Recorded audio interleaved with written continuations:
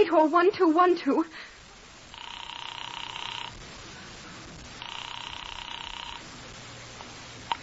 This is Scotland Yard.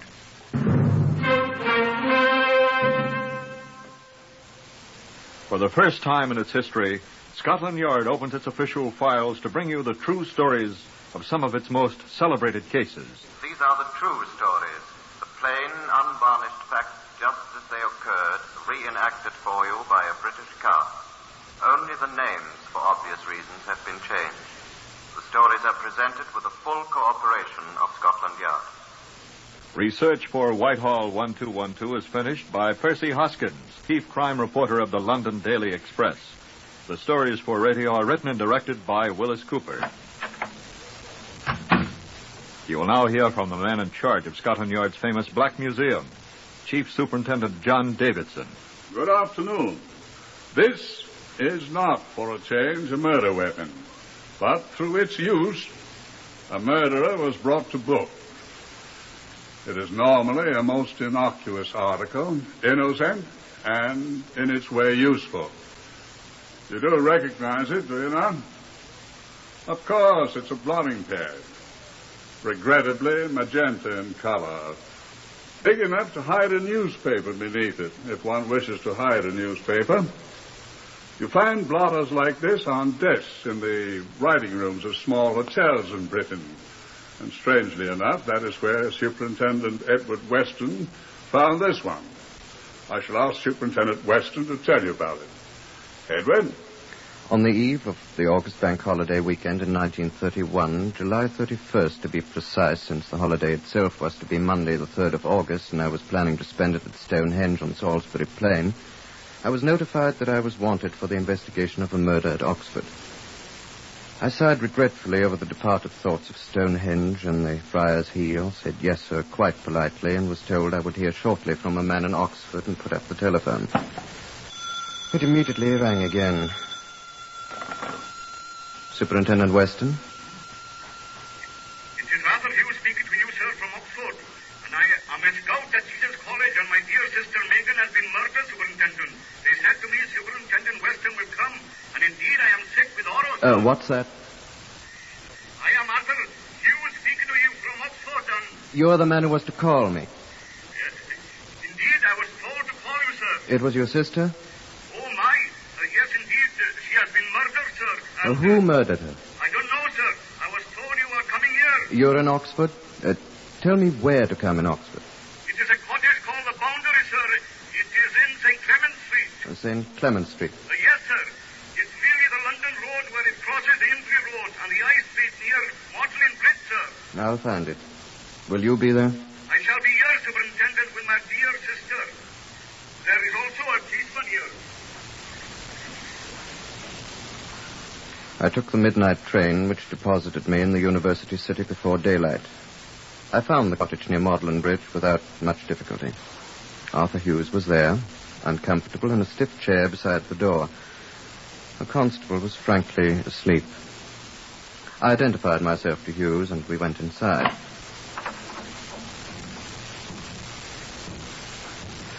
She's in here, sir. Where? I have lifted away 3 of the cushions, sir, on the tablecloth. She was completely hidden under them. I came to the house, sir. Wait. I will turn on another light. Yes, that's better, thank you. Is it your usual custom to come here? We had intended to spend the holiday together, sir. I came to take her to the train. And this is the way you found her? Yes, sir. Under this pile of cushions and this tablecloth. I lifted her You off said and, that? Yes, sir, I did indeed. And this is the way I found her, sir. Moved anything? No, sir, I am not. The house is exactly the same as it was. The medical man barely touched her. He did not need to, as you can see from her head.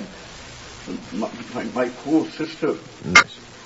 Have you any idea? I have none. What's your business? Profession? I'm a scout at Jesus College. A scout? I think I told you. That is the accepted term here in the university for personal servants, sir.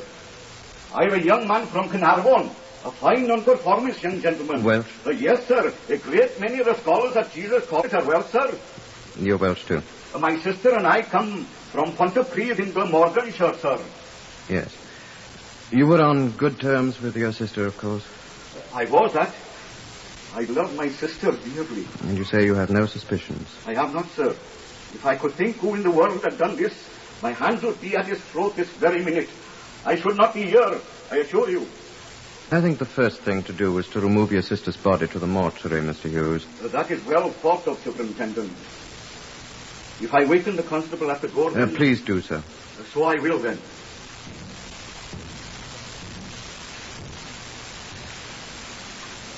An ambulance was duly fetched. We removed the cushions which had been placed on top of the body, which was forthwith taken away, and Hughes and I devoted ourselves to an examination of the room.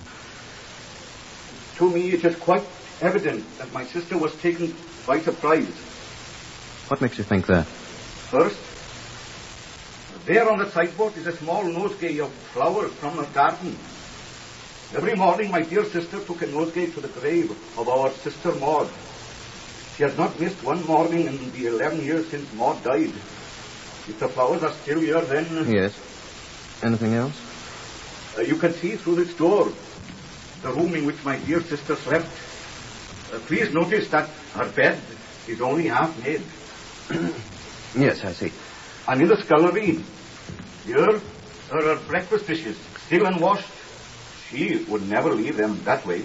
Yes. And here is her new vacuum cleaner. She left that, too. Yes, but the vacuum cleaner isn't connected up. Huh? You see, the flex isn't plugged in. She wasn't using it. There is something strange about that. What's that? She always vacuumed the house in the afternoon, not in the morning. She was a creature of inflexible habits, was my dear sister. I don't think I follow you, Mr. Hughes. It is quite evident she was interrupted this morning by the bed and the breakfast dishes, and the vacuum cleaner should not be here. Sure you didn't put it there yourself? Of course not, sir. Why should I? Sure, I don't know. It was there when I came in. The door was unlatched, and there it was. And she was lying here under this great pile of... Ah! What now?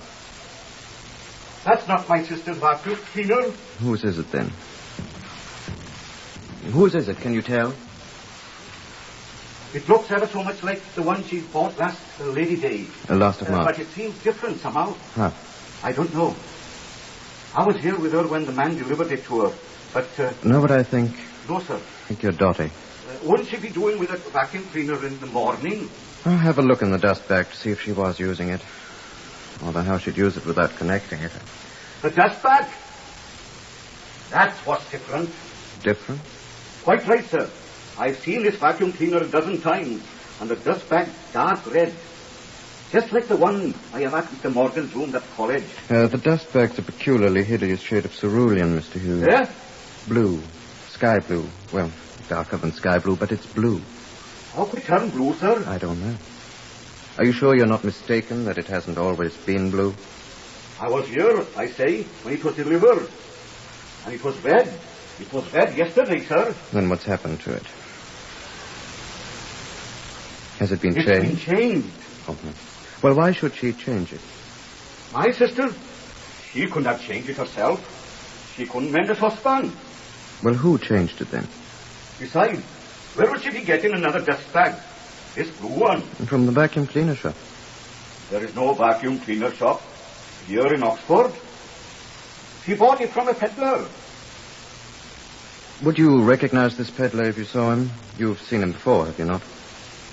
He's such a nice, pleasant young man. So quiet. Eh? Yes, I have seen him, but... What's his name, do you know? No, I do not.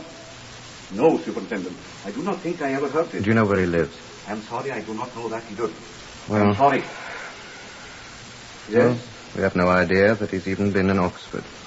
Since he sold your sister that machine, if that is the machine he sold her. It is the machine. Do you see where the enamel has been knocked off the front of the thing? Mm-hmm. That happened the very day he fetched the machine. He knocked it against the door whistle, and he let my sister have it for a shilling less because of the damage. Oh, yes, I know that machine. It is indeed the same one. Except the dust bag. Yes. Look you, Superintendent. It is daylight outside now. Well? I could go out and wake up some of the neighbors or my sister and ask them if they have seen this peddler here today. Yesterday. For now, it is tomorrow. You know the neighbors? Indeed. And do then. Go and ask. I'll go over to the police station, see what I can learn. Then I'll return if you've learned anything. Shall I come after you, sir, or will you return here? Better come to the station, Mr. Hughes. Yes, sir. And if I'm not there... yes, sir. I'll be at the mortuary.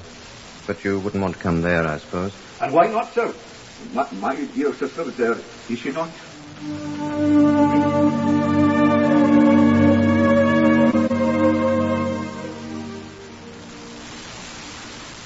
They could tell me little at the police station, except that a neighbor's child had mentioned having seen a man undescribed at the door of Miss Hughes' cottage, the Boundary, sometime during the previous morning. The man appeared, the child said, to be carrying a large parcel done up in green paper. And further, the child said nothing, and the man was seen no more, according to the best reports. Was this the mysterious assailant, thought I, and repaired to the mortuary. It was too early in the morning for the medical examiner to be there, but having attained access to the dreary place, I examined the dead woman's body myself. Item, she had been beaten about the head with some sort of blunt instrument. There was a fearful wound in the back of her head, sufficient, in my opinion, to have caused death. In addition, there was an incised wound in her neck, which alone could have caused death. She had apparently been dead for some 24 hours, which would have put the time of the assault, as we had supposed, about Friday morning. She had bled copiously, the dried blood adhering to her head and neck. No other wounds were visible. I returned to the Boundary Cottage in St. Clement's Street and was surprised to hear voices issuing from the cottage. I entered. I looked at it when I came, and about 10 pounds all that was gone. But my dear sister is dead. Thought you'd get more money than that here, Mr. Hughes. I do not know. Oh, come. Well, good morning. Good morning, Superintendent. Morning, Mr. Hughes. Good morning, madam. Hello. This lady is Miss Dora Abernathy, sir. I am one of Miss Hughes' neighbours, sir. I live at the bottom of St. Clement's Street. Mrs. Abernathy has been a close friend of my dear sister for many years, sir. This is Superintendent Weston from Scotland Land, Mrs. A. Are you an inspector, sir? A superintendent, madam. Superintendent, Mrs. A. Oh, I thought everyone from Scotland Yard is an inspector, sir. Forgive me. Not all of us, madam. Mrs. A saw the man indeed, Superintendent. You did, huh? He stayed at my house overnight, sir. Did Mr. A object then? Oh, you know Abernathy, Mr. Hughes. He's seen the day when he hadn't the price of a night's lodging either. You're speaking of this vacuum cleaner peddler, I assume. Yes, sir, Inspector. Superintendent. Oh, yes, Superintendent. He was here, then? At least in the city, sir. The little girl told the police she saw him here, or saw a man at any rate yesterday morning. Oh. You may interview the child later, Mrs. Abernathy, and see the child description tallies with that of the peddler. Who is the child, sir? I believe her name is Daphne Cubbins. Cubbins? Oh, Cubbins? I trust Elsie Cubbins is young, and even if they have got one of them pongeranium dogs always nipping the postman. You said this peddler stayed the night at your house, Mrs. Abernathy. Yes, sir, he did. Oh, you know him that well, then? Well, sir, not precisely. He sold Abernathy and me a vacuum cleaner like Miss Hughes' sir. Oh. And he showed up yesterday afternoon. Not yesterday afternoon, Mrs. A. It was the day before, you said to me. Oh, yes, that's right, Mr. Hughes. The day Abernathy was at the doctor's for his blood pressure. Thursday, while Abernathy was at the doctor's for that matter, and he said he was in the city, and had I any complaints about my vacuum cleaner? I said no, and I offered him a cup of tea as a matter of course. Oh, Superintendent, did you ever drink Lapsang Souchong tea like Mr. Churchill drinks? I didn't know Mr. Churchill drank tea. Abernathy's cousin, who's a sergeant in the Royal Corps at Chatterers, says he does. And when they hadn't any Lapsang Souchong at Aldershot, when Abernathy's cousin was there, Mr. Churchill had to drink brandy. So I bought 2 ounces by mail from Fortnum and Mason to try. It costs a fright, but Abernathy likes it. Well, Mr. Podmore came in. Who's Mr. Podmore? The gentleman who sold me the vacuum cleaner. And we drank Lapsang Souchong. I'm not chucking my weight about, sir, as the bus used to say. It's really very good, although expensive. Smoky. And then he looked at me, and I could see tears in his great brown eyes. He's a very handsome man, is Mr. Podmore. Yes, that, sir. Quite good looking. It's very likely he murdered your sister. Go on, Mrs. Abernathy. Why was Mr. Podmore weeping? He finally came out with it. He'd lost his money. Well, I just couldn't stand it. I went to the tin we got the lapsang soup chung in, and I took out part of the money I did in there, and then I handed it to him. Here, Mr. Podmore, I said, accept this as a loan until you find your money. How much did you be lending him then? 4 bob, I think it was, and sixpence. And when did he pay it back, Mrs. A? He didn't have a chance, Mr. Hughes. When he left in the morning, he forgot it. He'll pay it back. Oh, indeed. Tell me, Mrs. Abernathy, he took the money. Yes, but there was no bus to Tame that late in the afternoon, you see, sir. He was going to Tame then? Tame, yes, Mr. Hughes, he said. Tame is only about 12 miles away, sir. Yes, I know. Would he be there now, Mrs. A? We could go there and fetch him, I would think, sir. We'll wait, Mr. Hughes. Then did you show him to his room? No, sir. He said there was some business still to be done, and he went out. And then he came back, and he was carrying a parcel. Done up in green paper. Like the ironmonger he uses, sir. How did you know? And what was in this parcel? Oh, I don't know, sir. He kept it in his hand. And when he came back, he went to bed. After we had a nice cold supper, sir. And he kept the parcel with him when he retired? Yes, sir, and then when he went out this morning. And didn't come back? He said he needed a shave. As he did indeed, sir. He was bearded like a prophet, sir. And didn't come back? I think he forgot about my 4 and 6 and caught a bus to Tame like he said. There's one about noon, sir. Or maybe he'll send it to me from there. Wager he won't. Is there a police station in Tame? In Tame, sir? I think so, sir. Oh, but I'll get my money back. I don't want to have the police talking to Mr. Podmore about that, sir. Nevertheless, the police are going to talk to him, Mrs. Abernathy. But not about that, I can assure you.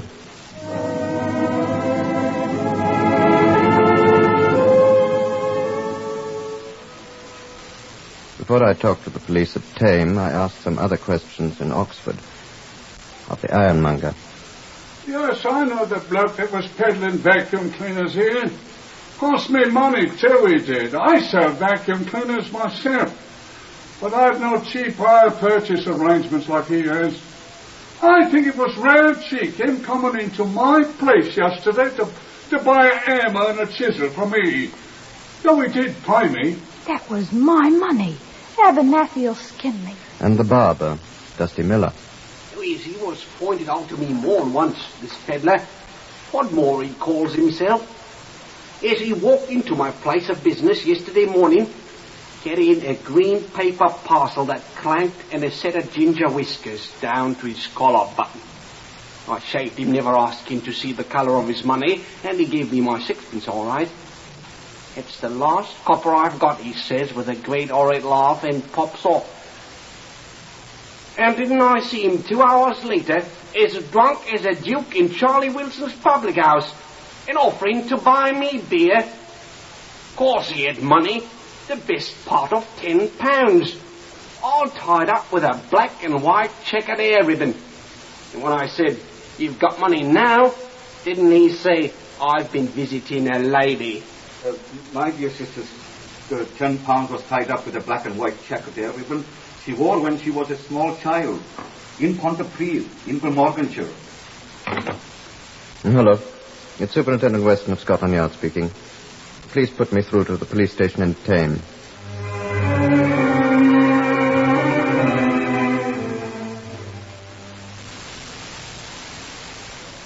Tame, which is a country town of about 3,000 population, is about 12 miles north of the city of Oxford. It is a typical small English country town, too close to the other largest cities to have retained its ancient importance as a market town. I had taken into consideration that visitors are comparatively rare in Tame. After asking the Tame authorities to report to me at Oxford by telephone, I asked to be put through to Aylesbury. Aylesbury, just across the border between Oxfordshire and Buckinghamshire, is a town of nearly 30,000. It is a well-known centre for straw and laces and is a municipal borough, the capital of the county of Buckinghamshire. Travellers by bus from Oxford to Aylesbury transfer at Tame, a few miles away. As I anticipated, Tame knew nothing about a vacuum cleaner salesman named Podmore on answering to the meager description I was about to give them. Aylesbury was more reassuring, however, and about midnight August 1st, the first day of the bank holiday weekend, I received a telephone call from Sergeant Urquhart there. Detective Sergeant Urquhart, yes, sir, at Aylesbury. Now, sir, so far as we've been able to discover, your man is not in Aylesbury. Oh, too bad. Well, sir, we're not sure he hasn't been here. What's that? perhaps I should say, sir, we are sure he has been here. Oh, good then, I hope.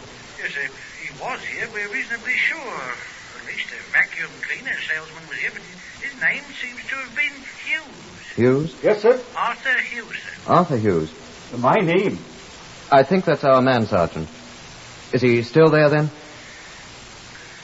Sir, I think my Uncle Dan has done a terrible thing. Your Uncle Dan? What's your Uncle Dan got to do with it? Well, sir, he owns the hotel where the man was staying, sir. What did he do? He chucked the beggar out, sir. What? Why? What's the matter, sir? Why? Tell me that, Sergeant. Well, sir, this Hughes was here the other day, and he went away yesterday without bothering to pay his bill, you see. And he came back this afternoon on the bus from Tame, and he came back to my Uncle Dan's hotel as big as life and asked for his room back again. Did he get it? Yes, sir, the clerk gave it to him. And then my Uncle Dan found out about it, and he went to this vacuum cleaner fellow's room, and he said, quite properly, I'll have my money now, if you please, mister. And the vacuum cleaner man said, I haven't any money, and he didn't, so my uncle chucked him out, and where he is now, I don't know. Your Uncle Dan? Isn't he at the hotel? The vacuum cleaner man, sir. He's gone? Yes, sir. He seems to be. Well, What is it now, sir? he's gone. Oh. You don't know where he is? Well, his suitcase is at the hotel, sir. He brought it in with him when he came back, and Uncle Dan made him leave it there, sir. Tell him to keep it there. Do you hear me, Sergeant? Yes, sir, I hear you. Yes, sir, yes, I'll tell him. What do you want me to do then, sir? Put your uncle in jail. What? Oh. Come on with me, Mr. Hughes. Be to goodness, sir. Where are we going then, Superintendent? We're going to Aylesbury. I think we found the man that murdered your sister.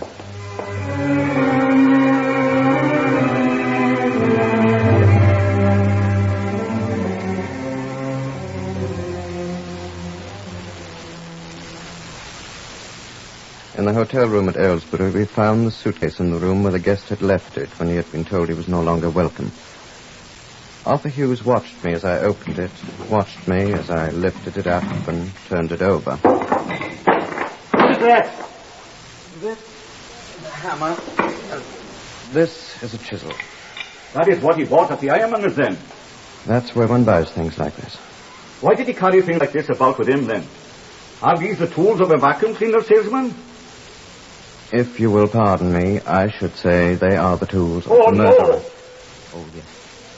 Do you suppose that my sister... Tell me. I don't know. Look. What's this? What? These. What are these? Breadcrumbs on the floor here. Did they not fall out of the suitcase too? Wonder what they are. Here, look at the hammer. What? The label's been scraped off the handle. How shall we tell that it is the hammer he bought? How shall we tell it was his? I think I know why the hammerhead's so clean. Why is it? It had blood on it. Oh, please. My poor sister. And the chisel? Mm-hmm. It's clean, too. Quite clean. You'd have to have it clean.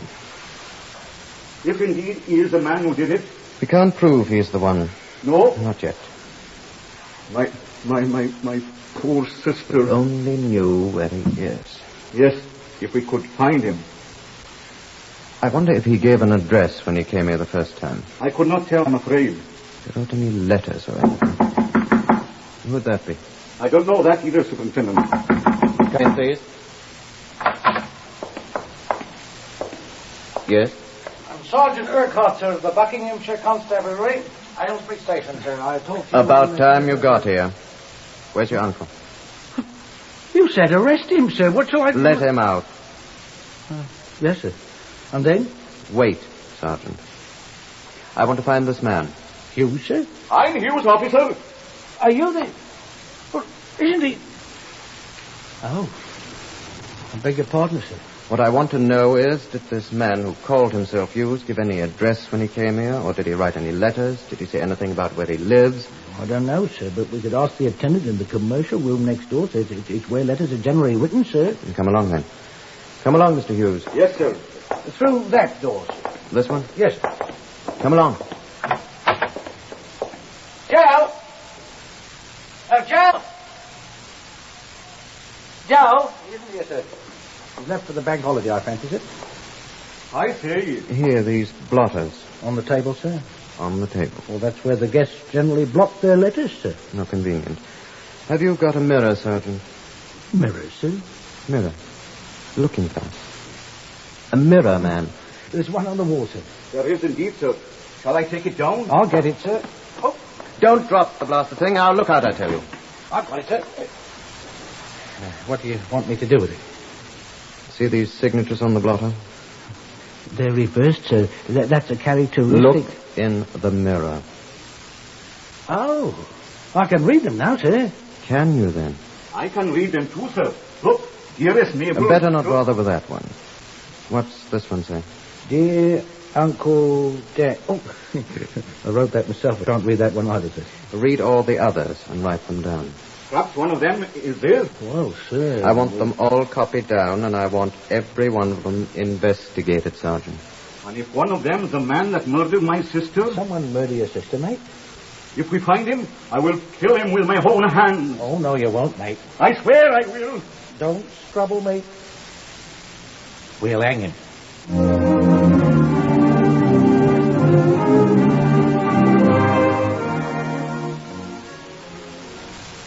And when I went back to the other room and sat down, my eye fell on the curious objects that had fallen out of the suitcase I was already beginning to think of as the murderers.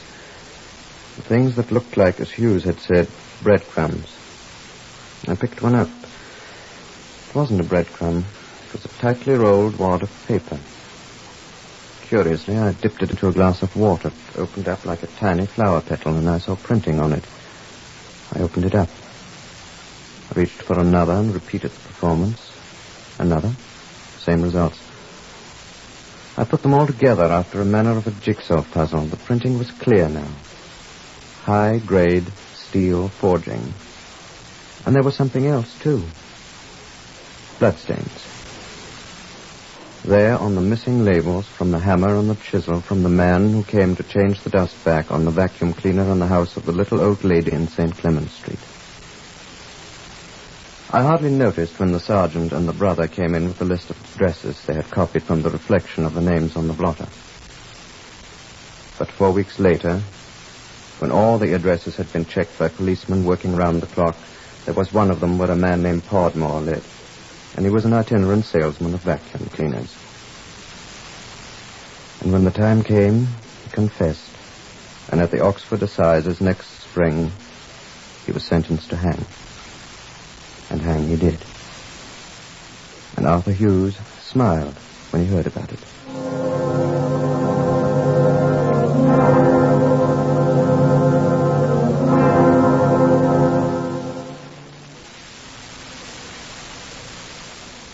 Heard on Whitehall 1212 today, Lester Fletcher as Superintendent Weston. Others in the order of their appearance, Harvey Hayes, Gwillem Williams, Patricia Courtley, Gordon Stern, and Guy Spall. This is Lionel Rico speaking. Whitehall 1212 is written and directed by Willis Cooper.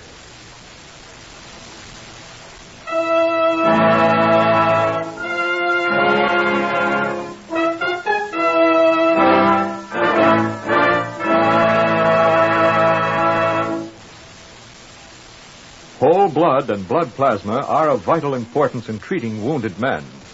They are the one treatment for which no amount of medical skill can provide a substitute. To give our soldiers in Korea the blood they must have for life, 300,000 pints a month are needed. The American Red Cross will not take your blood unless it is perfectly safe for you to give it. And if you're one of the forgetful people, think it over. You'll realize that giving blood is about the most important thing you have to remember. So before you forget again, phone your local Red Cross Blood Collection Center. Tell them you want to give your blood to save an American life. This is NBC, the National Broadcasting Company.